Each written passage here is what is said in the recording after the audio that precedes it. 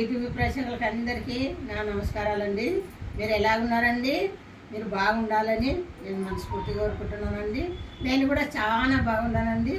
మీకు ఈరోజు ప్రత్యేకమైన వంట చూపిస్తానండి. ప్రత్యేకమైనది ఏం కాదు, మన రాయలసీమ వాళ్ళు స్పెషల్గా ఇష్టంతో తినే వంట చూపిస్తాను. రాయలసీమ రాగి ముద్ద, పెసరపప్పు పులుసు, టమోటా, పచ్చిమిరపకాయలు, కొత్తిమీర కాడలు మగ్గబెట్టి చట్నీ రుబ్బినేది, పెరుగు, ఇవి రాయలసీమవి చూపిస్తాను. చూడండి, నేను చేసే విధానంలో చూపిస్తాను. చూడండి.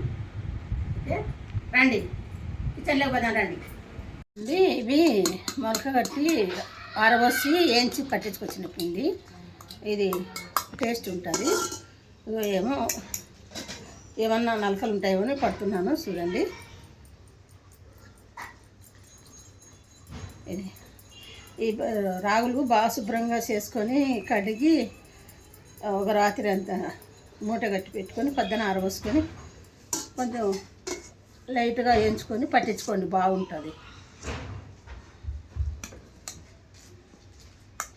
నేను ఇంత వేస్తున్నానండి, 2 గంటలు వేసినాను.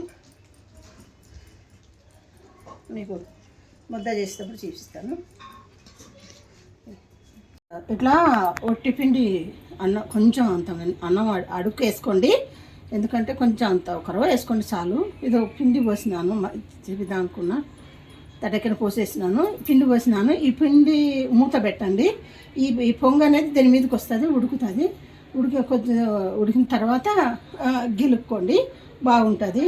నేను ఇట్లా ఎందుకు చెప్తున్నా అంటే, ఇట్లా అన్నం లేకుండా కూడా ఉత్త రాగి పిండితో కూడా చేసుకోవచ్చు. అదే రాగి పిండితో చేసుకునేది ఎట్లా అంటే, ఎసురు కొంచెం పెట్టుకొని పిండిలో నీళ్ళు ఎక్కువ కలుపుకొని ఆ ఎసురు కాగేటప్పుడు దాంట్లో పోసి కలబెట్టి బాగా ఉడికి గెలికిచ్చి ముద్ద చేసుకోవచ్చు. అట్లా అన్నం బియ్యం లేకుండా, ఉత్త బియ్యం లేకుండా ఉత్త రాగి పిండితోనే చేసుకోవచ్చు. దీన్ని ఎట్లయినా చేసుకోవచ్చు, ఎవరి ఇష్టంతో వాళ్ళు చేసుకోవచ్చు. కొంచెం నేను అంత అన్నం అడుగుకి వేసినాను. చూడండి, ఇప్పుడు గెలికేటప్పుడు చూపిస్తాను. పొంగు ఇట్లా పొంగు వస్తుంది. పొంగు వచ్చినప్పుడు ఆ పైన పిండి ఉడికిపోతుంది అన్నమాట. అందుకు అట్లా పిండి పోసినాను. అది అట్లా ఉడికిపోయినప్పుడు మళ్ళీ ఉడికిచ్చి గెలుక్కొని ముద్ద కట్టుకోండి. ఓకే, ఇట్లా ఉడికింది కదా. ఇప్పుడు దీన్ని ఈ ముద్ద బాగా ఉడికింది పిండి. ఈ ముద్దని పగలగొట్టుకొని ఇట్లా బాగా కింద దింపుకొని గెలుక్కోండి. గెలికేది కూడా చేసిస్తాను. చూడండి,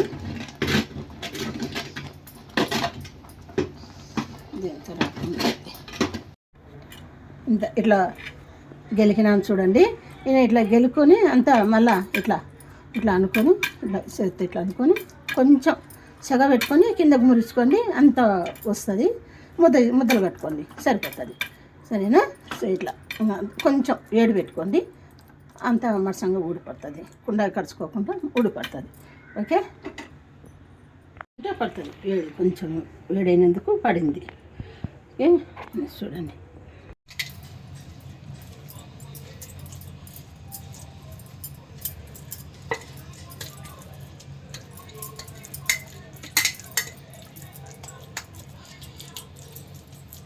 చూడండి, నేను ఇవి రాగులు కడిగి మొలక కట్టి ఆరబోసి పట్టించినాను అన్నాను కదా. ఆ మొలకలవి పెడితే పిల్లలకు చాలా శక్తివంతంగా, వాళ్ళ పిల్లలకు మంచి ఎనర్జీ వస్తుందండి. అందుకు నేను ఎప్పుడు అయినా రాగులు తెచ్చుకొని బాగా చేసుకొని కడిగి దాని కింద పెడతాను. తెల్లాటాక మొలకలు వస్తాయి. అవి మొలకలని కొంచెం ఫ్యాన్ గాలి కింద ఆరబెట్టి ఆరాక ఎన్న మీద కొంచెం దూరగా వేయించుకొని జిన్ను పట్టించుకుంటానండి. అది గంజి చేసుకోవచ్చు, మనం రాగి మాల్ట్ చేసుకోవచ్చు, దాంతో మనం రాగి ముద్దలు చేసుకోవచ్చు. ఎంతో ఎనర్జీగా ఉంటుంది, బాగుంటుంది. అట్లా చేసుకోండి మీరు కూడా. రాగి రొట్టెలు ఏమండి, రాగి రొట్టెలకు చేసుకొని మీకు కొంచెము జొన్నపిండి కలుపుకోండి, ఏం కాదు. రాగి పిండిలో కొంచెం జొన్నపిండి కలుపుకొని కొంచెం వేడి నీళ్ళు పోసుకొని రాగి రొట్టె ఎట్ట కావాలంటే అట్ట వచ్చా చూడండి, బాగా పొంగుతుంది. ఇట్లా తినలేని వాళ్ళు అట్ట రాగి రొట్టె అయినా చేసుకుని తినండి. ఎందుకంటే వారానికి 2-3 సార్లన్నా తినండి. రాగులు చల్లగా ఉంటుంది, ఇది శక్తి వస్తుంది, బలానికి బలం వస్తుంది, అన్నిటికీ బాగుంటుంది. కొంతమంది రాగి అన్నం తినరు కదా, రాగి అన్నం తినకపోతే రొట్టెలు లెక్క చేసుకోండి, రొట్టెలు తినవచ్చు. రాగి మాల్ట్ చేసుకొని రాగి మాల్ట్ కూడా తాగొచ్చు. ఎట్లా అయినా రాగి ఇది కొంచెం కడుపు లేకపోయేటట్టుగా చూసుకోండి. పిల్లలకు ఇప్పుడు ఎండాకాలం కదండి, పిల్లలు కడుపులో మంట అంటారు. దీనికి తోడుగా కొంచెం నేను పెసరపప్పు ఏం చేసిన అంటే అది కూడా సలవ కదా, బాగుంటుందని పెసరపప్పు వేసినానండి. నేను మీకు ఈ ముద్దలు కట్టినాను కదా, ఇట్లా వస్తాయి చూడండి. కొంచెం అంతా వేసుకోండి అన్నం. ఒకవేళ ఇంకా అది రానికి చేతగాని వాళ్ళు ఏం చేస్తారంటే పిండి నీళ్ళల్లో కలుపుకోండి. నీళ్ళల్లో కలుపుకొని కొంచెం ఎసురు పెట్టుకోండి.